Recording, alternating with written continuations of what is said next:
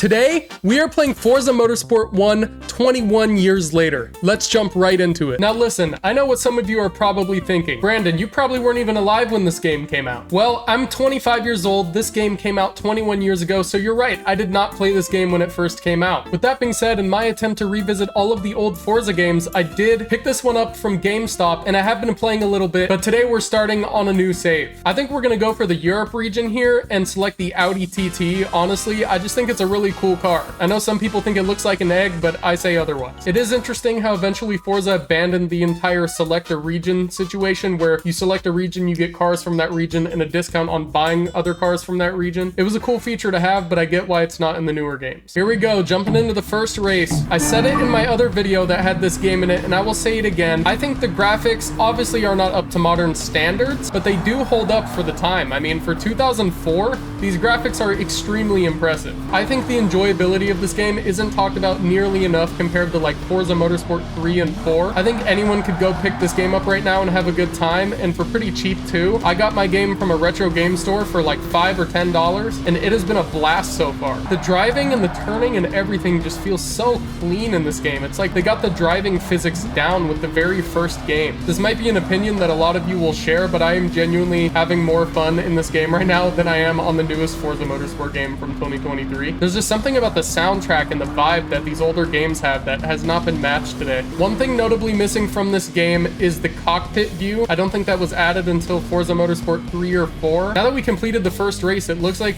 we've developed a relationship with Pirelli and we could get cheaper tires. I remember in these early Forza games, they had a big sponsorship deal with Pirelli. One thing that is noticeably missing in this game that they did add later in Forza Motorsport 2 is the ability to have a 360 look behind you. In this game, you can only have a couple of different angles. In Forza Motorsport 2, they did fix this and you get that full 360 view, but it is another aspect of this game that you will have to get used to if you're going to do a playthrough. Personally, I would love to do a full playthrough of this game, but not on this channel. I would love to do it on a Twitch stream or a YouTube stream. Comment below if you want to see me do a full playthrough of Forza Motorsport 2 from start to finish. This downhill map is super fun. So far, the AI honestly doesn't seem very competitive.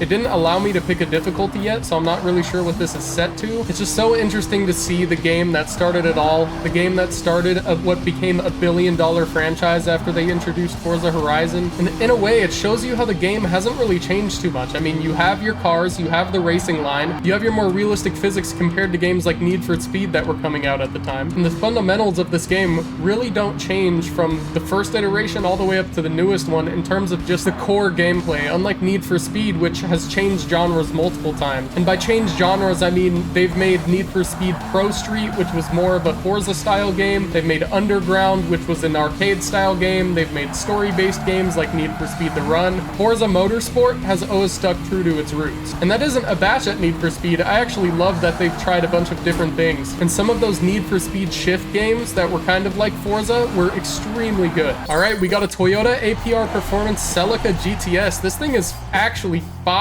I don't know about you guys, I've always thought the Toyota Celica is like one of the most underrated cars. I get they're not very fast, but they look very cool, very reliable car, very great platform for an engine swap. I'm super excited to try this one out now. I want to check out the upgrade system and see what upgrades they offer for the Celica. We do have a couple options for engine tuning, but they're pretty expensive. I say we spend a little bit upgrading the turbo system, and I say we upgrade the exhaust as well. Since this car is a custom APR Celica, it already has all of the upgrades on it, so I guess we don't need to buy any physical upgrades. I'm gonna change up the wheels. I think these ones just look a little bit better. And let's go ahead and upgrade the brakes while we're at it too. So I think we're gonna go for this color. And now we're gonna upgrade the AI difficulty to hard, just because it was a little bit too easy before. If we complete these next 3 races, we unlock an Integra Type R. Hopefully the hard difficulty is not too hard. I'm a little bit rusty. I haven't been playing Forza recently, so we're gonna hope for the best. All right, let's jump right into it. We got our new blue Celica. Honestly, it looks pretty sweet. Way better than that Audi TT look. Now we're on the hard difficulty, so we're gonna see if this changes things up. I did just upgrade the brakes and make the car a little bit faster, so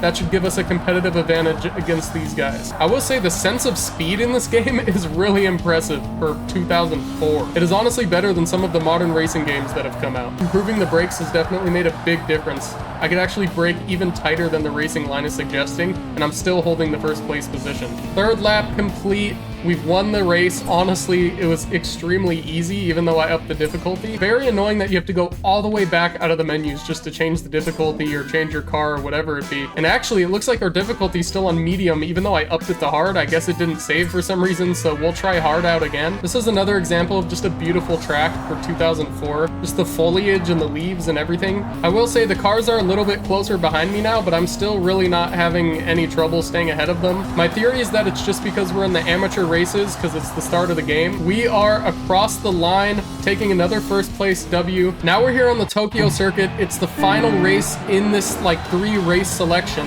If we win this in first place, we will unlock that Integra Type R. The Integra Type R is actually one of my favorite cars of all time. It's on my dream car list. I want to have it in my garage one day. Oh my god, as we take a horrible turn. It's crazy how long they took to even catch up after I made that terrible mistake. This is like the first time I've been behind cars since I started playing this game today. This map has really tight corners. It's going to be very difficult to catch up, especially if I keep smacking stuff like that. It's interesting, as I've damaged the front left of my car, now my car is pulling to the right. For 2004, it's really impressive to see that the damage can affect your car in that way. I can't think of any other game at the time that was doing stuff like that. Oh, and we're going to make the same mistake on the same corner again. Take out the Honda Accord. Why is that guy even in this race in that car? And why was he ahead of me? That's the real question I should be asking. It's like for this corner, I don't even have to turn right because the car is just turning right for me. Now I kind of see where that hard difficulty is kicking in a little bit because I'm not able to catch up at all. It could be because my car is damaged. I'm not too sure. I think we're going to go and reset here after that big crash at the beginning. All right, round 2 on the Tokyo circuit. Now I know I need to be a lot more careful because there's extremely tight corners on this map. This map is another one that's just like super, super cool. Okay, this is the corner right here. This time we're taking it a lot easier, working our way around it. Got a good lead so far. We're off to a much better start this time.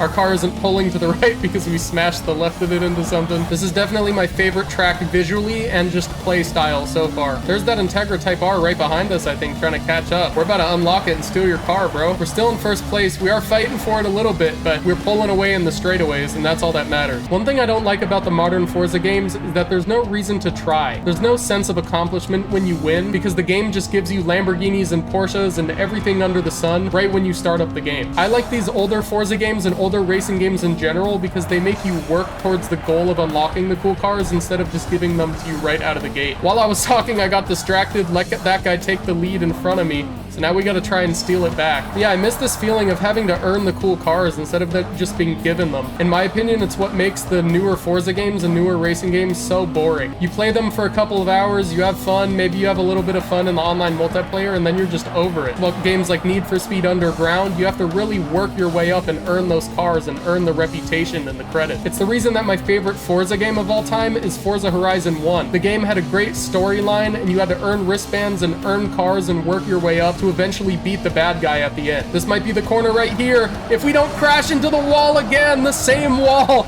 that did us dirty before, bringing us down to third place, that Integra is just mocking us, saying, you're not gonna have me. Honestly, it's my own driving flaws that are messing me up right now. The car is now pulling to the left this time instead of the right. Gonna pass this Honda, but the guy in first is a little bit ways away right now. But we're just gonna full send it around this bend, and we're not gonna catch up, getting second place. If this was like a modern Forza, you wouldn't even want to hit the retry button because it doesn't even matter. You get credits, you earn reputation anyways. So what? You got second, third place. You could just move on to the next race. It doesn't even matter. In these older games, now I'm not going to unlock the Integra unless I go back and I retry this race. Overall, I have a great impression of Forza Motorsport 1. While the first game doesn't have the modern advancements that were made in the second, third, and fourth games, it does have a lot of charm to it. It has a cool soundtrack even though it's not the most advanced soundtrack, and the graphics are beautiful for 2004. In my opinion, if you can find this game for $5 or $10 like I did, it is 100% worth a playthrough. It's not one of those games where you buy it and it's like, oh, this is cool, it's nostalgic, but the graphics look like crap. I could genuinely sit here and play through this game and have a good experience. Every single time on this corner. It's every time. I'd be frustrated if I was the viewer right now. Anyways, I love Forza Motorsport 1. It's amazing to see how the game has stuck so much to its roots in the newer iterations, just adding more every year. And while the newest ones might not be the best in the franchise, simply grabbing a car, going out on the track, and racing against some people is an experience that Forza does so much better than a lot of other franchises.